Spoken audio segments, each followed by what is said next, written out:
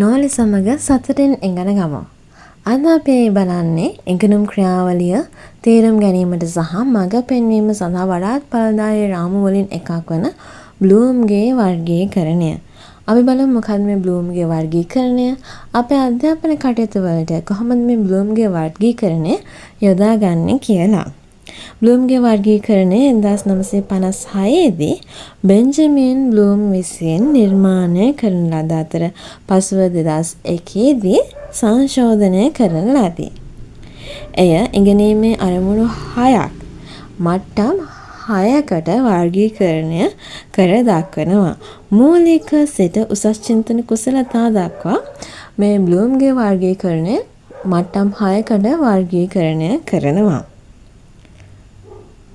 එය ගුරුවරුන්ට පාඩම් සැලසුම් කිරීමට, ඉලක්ක තබා ගැනීමට සහ ඉගෙනීම තක්සේරු කරන්න උපකාරී වෙනවා. ඒ වගේම බ්ලූම්ගේ වර්ගීකරණය ප්‍රයෝජනවත් වෙන්නේ ඇයි? සරල සිට සංකීර්ණ දක්වා පාඩම් ව්‍යුහගත කිරීමට බ්ලූම්ගේ වර්ගීකරණය උපකාරී වෙනවා. ඒ වගේම ගැඹුරු චින්තනය දිරිමත් කිරීමට, ඉගෙනුම් ඉලක්කවලට ගැළපෙන තක්සේරු සැලසුම් කිරීමට උපකාරී වෙනවා. අපි බලමු බ්ලූම්ගේ වර්ගීකරණය මට්ටම් 6 එකින් එක.